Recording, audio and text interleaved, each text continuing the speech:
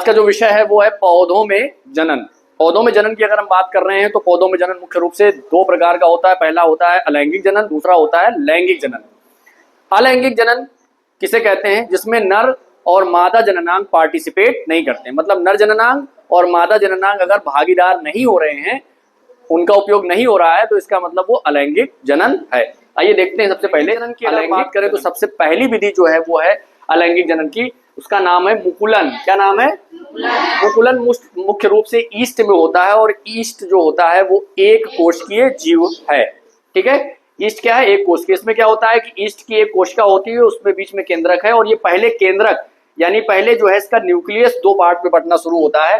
ये न्यूक्लियस बाद में दो पार्ट में पूरी तरीके से टूट जाता है और कोशिका द्रव्य लेकर के फिर यहाँ पर एक छोटी सी आउटग्रोथ यानी एक अलग जैसी संरचना यहाँ पर ऊपर मुकुल जिसको कहते हैं या कली भी कहा जाता है मुकुल को, इस मुकुल जैसी संरचना यहाँ बनती है और जब प्रतिकूल वातावरण होता है ये मुकुल नीचे टूटकर अलग हो जाता है और नए ईस्ट का डेवलपमेंट इस तरीके से होता है, नई संख्या इनकी इस तरीके से बढ़ती है। तो पहली विधि ओलन। दूसरा है बच्चों खंडन, जो कि किसमें होता है? स्पाइरोगायरा और यूलोथिक्स में होता है। स्पाइरोगायरा और यूलोथिक्स होता क्या है कि ये चित्र जो है वो स्पाइरोगायरा का है। स्पाइरोगायरा में इसका जो चित्र है ये अगर यहाँ से स्पाइरोगायरा को काट दिया जाए, है ना, काट दिया जाए तो क्या होगा? स्पाइरोगायरा तो दो पार्ट में स्पाइरोगायरा बढ़ जाएगा और दोनों नए स्पाइरोगायरा डेवलप हो जाएंगे। इसको कहते हैं खंडन, मतलब जितने पार्ट में आप काट दोगे उतने नए स्पाइरोगायरा या यूलोथ्रिक्स डेवलप हो जाएंगे। तो ये दूसरी विधि है जनन की। तीसरी है बीजाणु निर्माण द्वारा। आपका जो ये चित्र है मुख्य रूप से अगर बात करें राइजोपस फफूंद की या राइजोपस फंगस की, तो ये चित्र राइजोपस फंगस का है। ऊपर की ये संरचना जो है वो बीजाणुधानी है और नीचे क्या है? कवक तंतु है। अगर इस बीजाणुधानी की बात करें तो इसमें बहुत सारे बीजाणु होते हैं और ये बीजाणुधानी जब पक जाती है तो बर्स्ट करती है अर्थात दगती है और इसमें मौजूद बीजाणु सब वातावरण में गिर जाते हैं। जितने बीजाणु गिरते हैं उतने नए राइजोपस फंगस का विकास होता है। तो ये बीजाणु निर्माण द्वारा भी अलैंगिक जनन की एक विधि है और इससे भी पौधे का निर्माण होता है। साथ साथ शैवाल, मांस और फर्न ये सब भी बीजाणु निर्माण द्वारा अपनी संख्या को बढ़ाते हैं। बीजाणु निर्माण। चौथी है बच्चों वर्धी जनन यानी इंग्लिश में वेजिटेटिव प्रोपोगेशन। अगर किसी पौधे का निर्माण जड़, तना और पत्ती से हो रहा है तो उसको हम कहेंगे वेजिटेटिव प्रोपोगेशन यानी वर्धी जनन। हिंदी में और अच्छा कहे तो कायिक जनन कहते हैं। क्या कहते हैं? कायिक जनन। ठीक है, वर्धी जनन को क्या कहते हैं? कायिक जनन, जड़, तना और पत्ती से। अब जरा हम पत्ती की बात करें कि कौन कौन से ऐसे पौधे हैं जिनमें पत्ती से पौधे का निर्माण हो जाता है, तो आप जानेंगे अजूबा और बिगोनिया दो ऐसे पौधे, उसकी पत्ती जमीन में गाड़ दो नए पौधे डेवलप हो जाते हैं। दूसरा अगर तने की बात करें तो तने में आलू है ना, आलू क्या है? तना है, अदरक है और गन्ने। इन गन्ना आप काट के लगा देते हो तो वो उससे डेवलपमेंट उसका हो जाता है। तीसरा है जड़।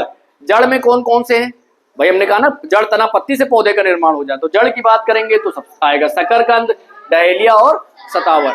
अगर लार्ज स्केल में यानी बड़े पैमाने पर अगर आपको फसल का उत्पादन करना है तो आप वर्धी जनन का उपयोग करते हैं। इस प्रकार से आपने देखा कि अलैंगिक जनन की मुख्य चार विधि। इसकी लैंगिक जनन की। लैंगिक जनन क्या होता है? जिसमें नर जननांग और मादा जननांग पार्टिसिपेट करते हैं, प्रतिभाग करते हैं, तो उसको हम क्या कहते हैं? लैंगिक जनन। क्योंकि हम यहाँ पर पौधों में जनन की स्पेशली बात कर रहे हैं तो जो है इसमें पौधों का जो जनन अंग होता है या पौधों का जो रिप्रोडक्टिव पार्ट होता है वो पुष्प होता है और पुष्प के कितने भाग होते हैं? चार।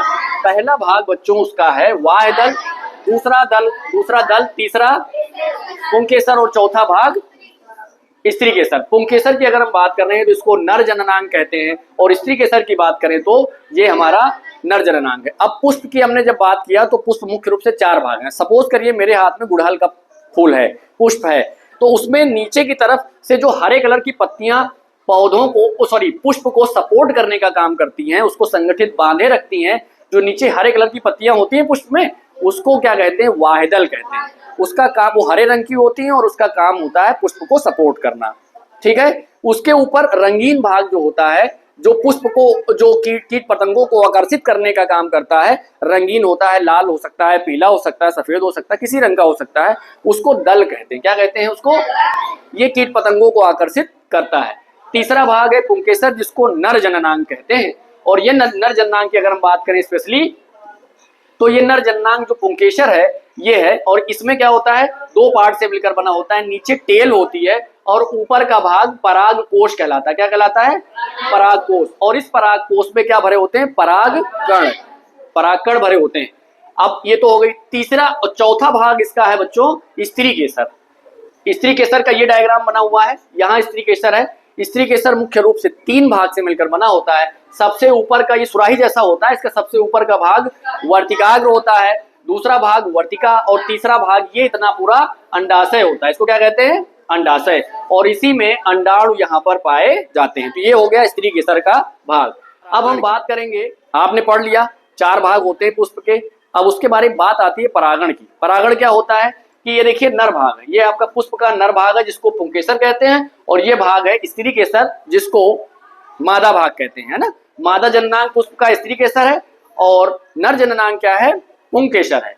पुंकेसर का परागकोश से यहाँ पर परागकण है ना, यहाँ से पराग कणों का निकल करके और स्त्री केसर के वर्तिकाग्र यानी इस भाग में, ऊपर के भाग में, यहाँ से निकल करके पराग कणों का वर्तिकाग्र में आना क्या कहलाता है?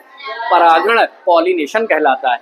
ये परागण 3 तरीके से हो सकता है। पहला वायु द्वारा, दूसरा जल द्वारा, तीसरा कीट पतंगों द्वारा। वायु द्वारा का मतलब कि अगर वायु द्वारा परागण हो रहा है तो हम क्या कहेंगे कि जैसे मान लो आंधी चली, तेज वायु चली, तो इसको हम क्या कहेंगे कि इस जो है वायु परागण हो रहा है, वायु द्वारा परागण हो रहा है। दूसरा है जल द्वारा, मान लो बाढ़ आ गई, बारिश हो गई, तो इसको क्या कहेंगे? जल द्वारा परागण। तीसरा क्या हो सकता है? कीटों द्वारा, मान लो कोई कीट एक पुष्प पे बैठा और दूसरे पुष्प पर जा करके बैठ गया, तो उसके पैर में परागकण लगे और दूसरे वाले पुष्प पे जाके बैठ गया।